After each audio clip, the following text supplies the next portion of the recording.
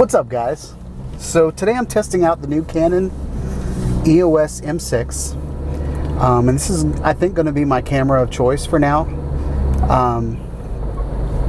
just because most of the stuff that I'm doing on YouTube is HD. The only thing I'm really doing in 4K is my 360 degree videos, because they look good in a headset, and 1080 360 degree videos is not cool. So here we go. So what I've got is I've got my Canon EOS M6. I've got it mounted onto a suction cup mount that seems kind of bouncy, so this might not be the best scenario for this camera. And I think it might have to do with the angle that I have it. So I haven't tested out whether this thing can record upside down or what's going on there, but this camera has pretty good in-camera stabilization. So if you could see my camera bouncing around right now, you would think, well, this guy's footage is going to be horrible. But I'm looking at myself on the screen, and it's pretty good. So this is just a test to see how things are going to go. So I want to talk to you guys about my channel and some of the things that I do on my channel. I have always been somewhat of an innovator, somewhat of an out-of-the-boxer. I don't like to do things normally. I don't like to be the guy that does what everybody else does. You'll notice there's some similarities in my videos to some other channels, but it's just because we like the same thing and we are into the same types of gadgets. One of my favorite YouTubers currently is Ben Claremont, and I met up with Ben Claremont on Instagram maybe a year and a half ago, 2 years ago, and the extent of our relationship was I'd like his pictures on Instagram and he would like mine, and that was about it. But watching him grow on his YouTube channel and making his dreams come true made me want to make my dreams come true too. Essentially what I want to do with my life is I want to be a good husband.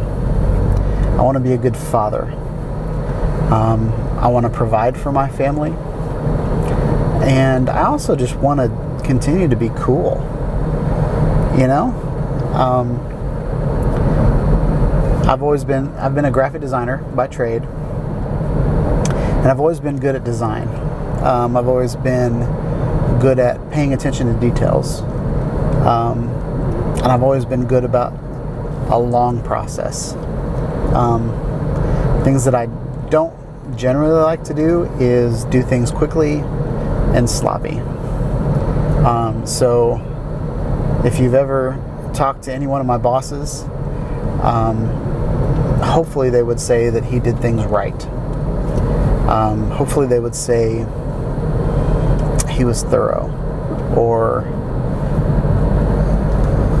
I never had any issues with his work. Something you wouldn't say about me is he did it fast. And the older I get and the wiser I get, the more I realize there's a healthy balance. I think someone that's fast, that has to redo his work 3 times, I don't think that's wise. I think because he has to constantly go back and fix his issues and fix the problems with his work, I don't think that is a good job. Someone else that never meets deadlines and never gets things done on time because they're a perfectionist and they have to get everything right, I don't think that's a good job either. And I fall in that category sometimes. So what I'm finding in my life is that there's a healthy balance between getting it done fast and getting it done good. I think for the person that's always, for the perfectionist that's always trying to get things right, in my line of work, things are hardly ever right. People change their mind all the time. And by the time you get your first installment out, they've already changed their mind and want something different. So there are some clients that I've had in the past that you're just trying to get the sign off, and you're trying to bring closure to the job so we can all move on with life. I've had some jobs where people couldn't make up their mind.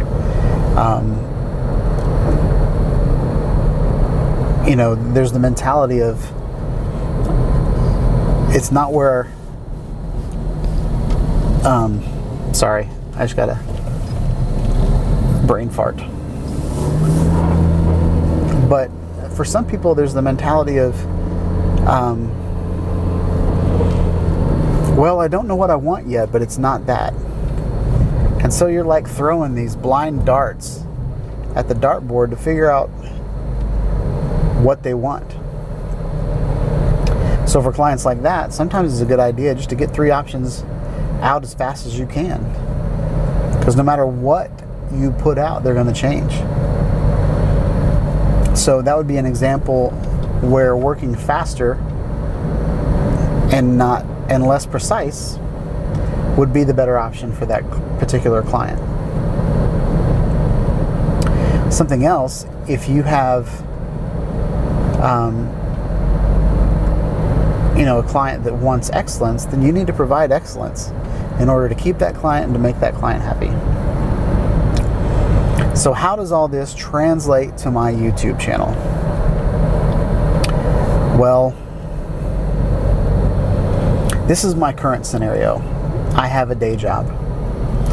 I work from anywhere between 7:45 to 8 a.m. till 4:35 p.m.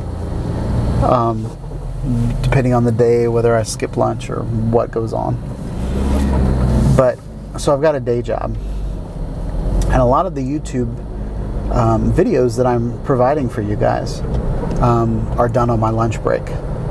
So scenario, I'll go through the drive-thru, scarf down my meal in the 5 minutes it takes me to get to the ballpark. I'll spend all that time at the ballpark. I'll spend like a half hour at the ballpark recording footage.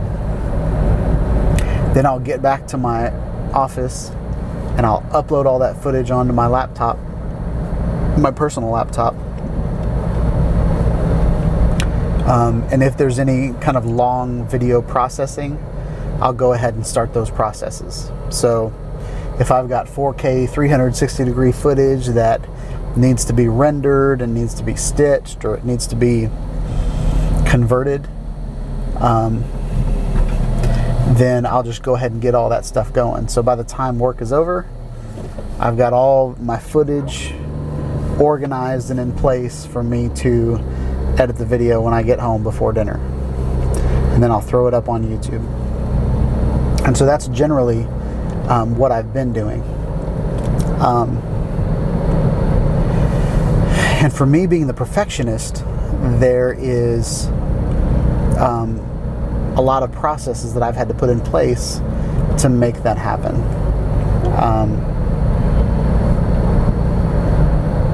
And I'm a firm believer that if you get a good process, then you don't have to worry as much about the details when you finally get to the actual job.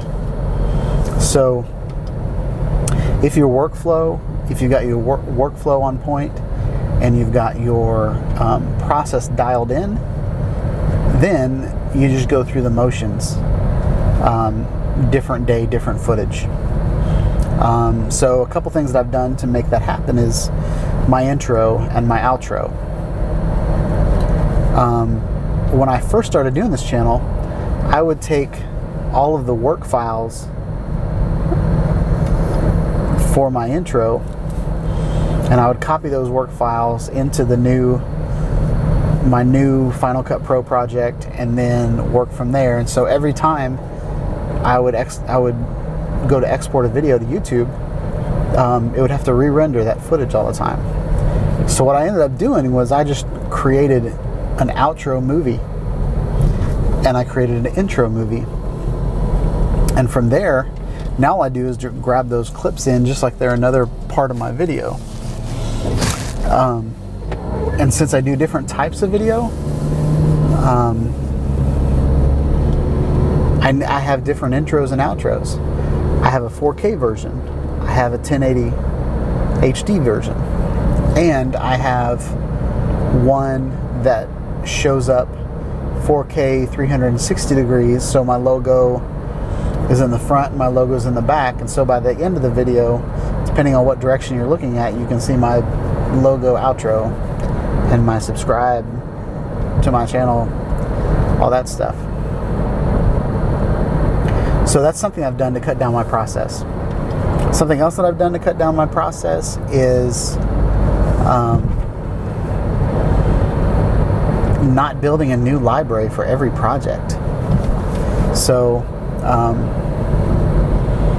in order to keep my laptop pretty clean and light, I have to use my laptop to do these videos because